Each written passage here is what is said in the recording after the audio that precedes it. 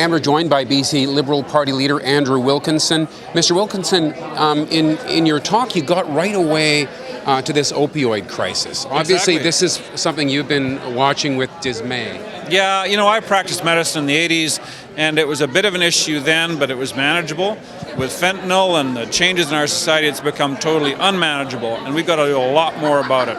The hot spots for fentanyl deaths on a per capita basis in BC are Prince George, Vancouver, and Kelowna.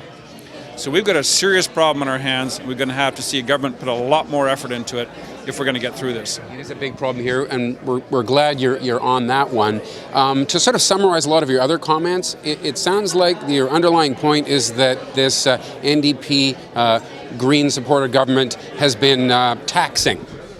Yeah, there are 19 new taxes that have been brought in by the NDP since they took office 18 months ago. That's kind of a tax a month. And they're often things that appear to be small to start with, but turn out to be quite a big headache, and they're cumulative. So people are finding there's less and less money in their pockets. They're going to see ongoing increments in the carbon tax. They'll see it every time they go to the gas station. If you're in the housing market, it's a big problem because those taxes have all crept up.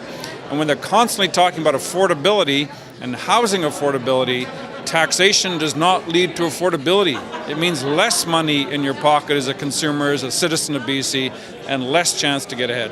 So with the NDP government propped up as it is, you sort of need to be ready at any moment, I suppose. It's unusual in that respect, isn't it? Yeah, it's a real hair-trigger situation. I mean, right now, we have 42 votes and they have 43 combined. There were some votes in the fall, 2 votes where it was tied 42 to 42. So we have to be ready for an election anytime. And the Nanaimo by-election on January 30th could mean there's a general election later this year. So it's a busy time, but that's what we do. Are you feeling ready? Oh, yeah. We've got a great team in our MLAs. The vast majority of them are running again. We're doing very well in candidate recruitment because a lot of people are drawn to what we're talking about.